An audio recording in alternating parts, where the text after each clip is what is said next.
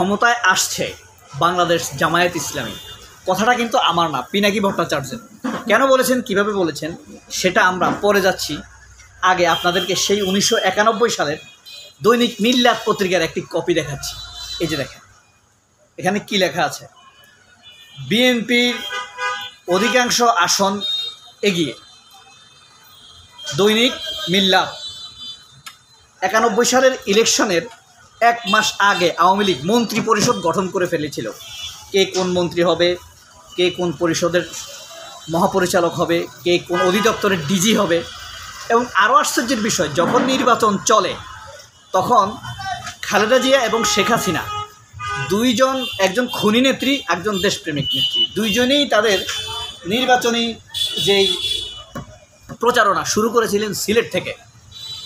এবং সিলেটের ডিসি খুনি শেখ হাসিনাকে নির্বাচনের আগেই প্রধানমন্ত্রীর প্রটোকল দিয়েছিল, আর খালেদা জিয়াকে নির্বাচনী প্রচারণা চালাতে হয়েছিল খুবই সাধারণ মানুষের মতো। খুবই আশ্চর্যের মতো বিষয় না?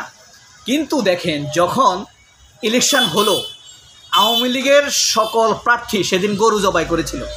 গরু জবাই করে নেতাকর্মীদেরকে নিয়ে রুটি বানিয়ে মদ নিয়ে তারপরে টেলিভিশনের সামনে বসেছিল। তাদের বিজয় নিশ্চিত।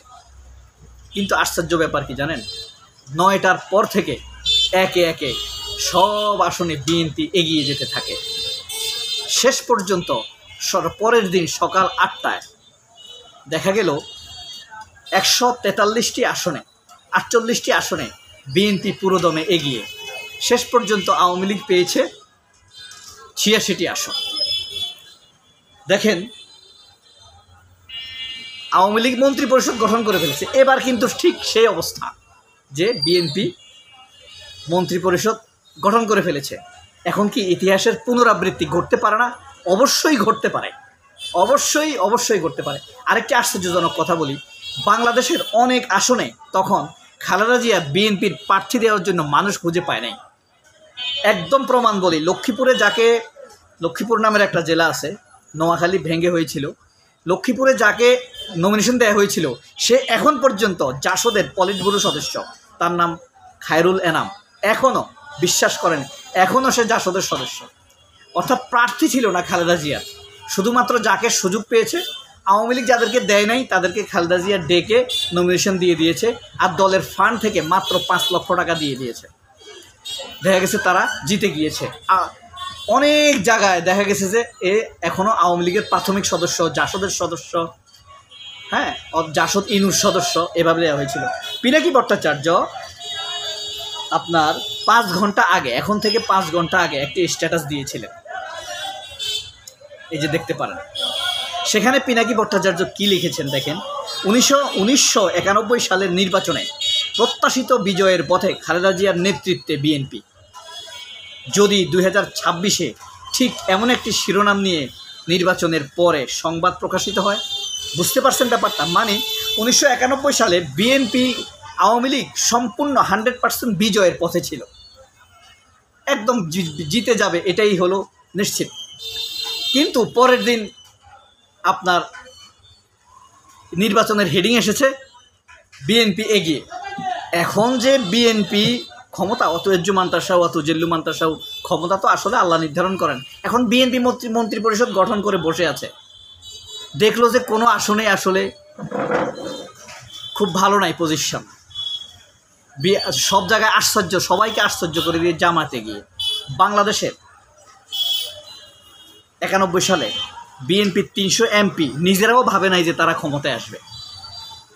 আওয়ামী লীগ 100% এগিয়ে, নিশ্চিত বিজয়। এই কারণেই সব জেলায় ডিসিরা হাসিনাকে প্রধানমন্ত্রীর প্রটোকল দিচ্ছিল। এখন যেমন বিএনপির নেতারা বিভিন্ন জায়গায় গিয়ে প্রধানমন্ত্রীর প্রটোকল পায়, অনেক জায়গায় সন্ত্রাসী কার্যক্রম চালিয়ে আসামিদেরকে থানা থেকে ছিনিয়ে নিয়ে যায়। এই ব্যাপারগুলো নিশ্চয়ই আপনারা খেয়াল করেছেন। এই প্রটোকল তো ভেঙে যেতে পারে সেই 91 সালের মতোই, তাই না? পিনাকি সেই কথাটি বলেছেন, যদি 2026-এ ঠিক এমন একটা শিরোনাম হয় যেটা মানুষকে অবাক করে দিবে, যে বাস্তবতা বামপন্থীদের ঘুম কেড়ে নেবে, বিএনপির ক্ষমতা যাওয়ার বুকের জ্বলুনিকে বাড়িয়ে দিবে, বুক পড়া গন্ধ বাড়বে। এখন তো বিএনপির বুক থেকে বুক পড়া গন্ধ বেরোতে শুরু করেছে, কারণ জামায়াতের জনপ্রিয়তা। এবং বিএনপি এ পর্যন্ত আপনারা জানেন দুইটি জরিপ করিয়েছে। প্রত্যেকটা জরিপে বিএনপির সাথে জামায়াতের প্রতিদ্বন্দ্বিতা হাড্ডাহাড্ডি। প্রথমটাতে বিএনপি এগিয়ে ছিল, জামায়াত বিএনপি দেখা গেল তখন 36% ভোট পাচ্ছে, জামায়াত কিন্তু তখন 34% ছিল। আপনি আশ্চর্য হয়ে যাবেন, বিএনপির জরিপ এটা। তাহলে বুঝেন জামায়াত 34% থাকা মানে বিজয়, আমি তো মনে করি বিজয়। হ্যাঁ, আর বিএনপি তো নিজেদের অধ্যুষিত এলাকাগুলোতেই জরিপ চালিয়েছে। যাই হোক, এরপরে কী লিখেছে আমরা সেটা শুনি। ঠিক 26 সালে এমন একটা শিরোনাম নিয়ে নির্বাচনের পরে সংবাদ প্রকাশিত হয়, তাহলে কেমন হবে? তাহলে এমন যদি হয়, আপনার 90 সালে আওয়ামী লীগ আসার নিশ্চিত ছিল, চলে এসেছে বিএনপি। এবার বিএনপি আসার নিশ্চিত, চলে আসবে কে? জামায়াত অথবা এনসিপি। সেই বিষয়টি আমরা যদি খুব প্রফুল্লভাবে সত্যবাদিতার সাথে এগিয়ে যাই বা সত্যটি আমরা উত্থাপিত করি, তাহলে কি দাঁড়াবে? এই যে দেখেন, এমন একটা শিরোনাম নিয়ে নির্বাচনের পর যদি হয় তাহলে কেমন হবে? বিএনপি ক্ষমতায় আসতেছে, এ ভাবনা নিয়ে অলিগার্ক, সিভিল মিলিটারি, অ্যাডমিনিস্ট্রেশন, বুদ্ধিজীবী, সাংবাদিক, ফেসবুকার, ইনফ্লুয়েন্সাররা সবাই বিএনপির সাথে লাইন ধরেছে স্বার্থের জন্য। আপনি দেখেন চ্যানেল 24-এর মালিক, আর টিভির মালিক, বসুন্ধরার মালিক, এরা কিন্তু একসময় জামায়াতের পিছে এসেছে বস্তা বস্তা টাকা নিয়ে। জামায়াত সেই লোভ দেখায় নাই। আমি জামায়াতকে পছন্দ করি না, জামায়াতের আমিরকেও পছন্দ করি না, কিন্তু এই প্রস্তাবটা তো বাস্তবতা। আমি আমার জীবনের প্রথম ভোট ধানের শীষকে দিয়েছি। জামায়াত ইসলাম আমার দল না, কিন্তু দেখেন এটাই সত্য, এটাই বাস্তবতা। হ্যাঁ, এটাই হলো শেষ কথা। আপনি জামাত করি না, আপনি ভাবেন, আপনি চোখ বন্ধ করে একবার চিন্তা করেন, আপনি কি বিএনপির সাথে গত 1 বছর আগে বিএনপির উপরে যতটা সন্তুষ্ট ছিলেন, এখন কি আপনি চোখ বন্ধ করে আল্লাহর সাক্ষী রেখে একবার বলেন তো, আপনি কি ততটা সন্তুষ্ট? না, আপনি দেখবেন যে আসলে আপনি ততটা সন্তুষ্ট নন।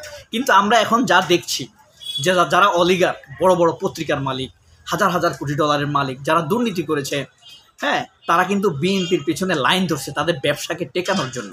শুধুমাত্র এই জিনিসটি, এই স্বার্থের কারণে তাদের পিছনে লাইন ধরেছে। অথচ এই লোকগুলোই লাইন ধরেছে তার আগেই জামায়াত ইসলামের কাছে। জামায়াতের আমির তাদের সম্মান রক্ষার্থে বলেনি, কিন্তু বিএনপি তো আর সেটা না, অত এটিকেট নাই। জামায়াতের আমিরের পূর্বপুরুষরা ভালো এটিকেট, ভালো পরিবারের মেয়ে। বিশ্বাস করেন, আমি তাকে পছন্দ করি না, কিন্তু এটা বাস্তবতা। তার মুখে আপনি কোন কথাটা মিথ্যা শুনেছেন যে সে মিথ্যা বলে? তাহলে তার কথায় ভরসা রাখা যায়।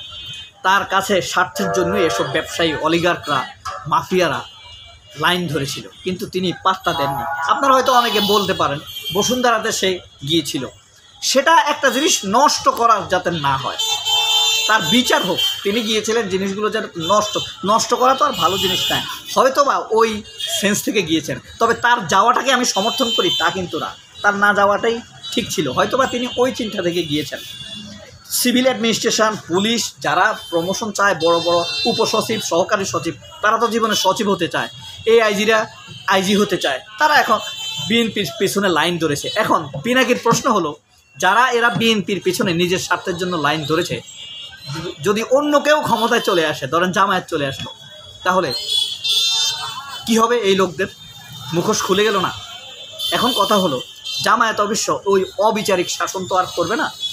তারা যতটা সম্ভব অন্যদের চাইতে, আমি বলছি না জামাত ফেরেশতা, তাদের মধ্যে দুষ্কৃতিকারী আছে, ভিতরে 2-1 ভারতের থাকতে পারে, 2-1 দুর্নীতিবাজ থাকতে পারে, তবে ভরসার কথা কি জানেন? তারা অপরাধ দেখলে শাস্তি দেয়, আর অন্যরা অপরাধ দেখলে কি করে? প্রমোশন দেয়। আসার কথা হলো এখানে, এটাই হলো পার্থক্য। এরা তো ফেরেশতারা, জামায়াতও কিন্তু এই দেশেরই লোক। এই কারণেই তারা কি সবাই তখন নিশ্চয়ই ধরা খাবে, এবং নতুন উদ্যমে নতুন সরকারের পিছে তখন লাইন দিবে, কিন্তু ততদিনে তাদের মুখোশ খুলে যাবে। পিনাকি ভট্টাচার্যের এই আইডিয়াটা আপনাদের কেমন লেগেছে জানাবেন। সবাই অনেক ভালো থাকবেন, সুস্থ থাকবেন। আমি অনেক দোয়া করি আপনাদের জন্য, আমাকে দোয়া করবেন, আমার মেয়েটার জন্য দোয়া করবেন, আল্লাহ যেন তাকে বেহেশতে নসিব করে। আল্লাহ হাফেজ, আসসালামু আলাইকুম।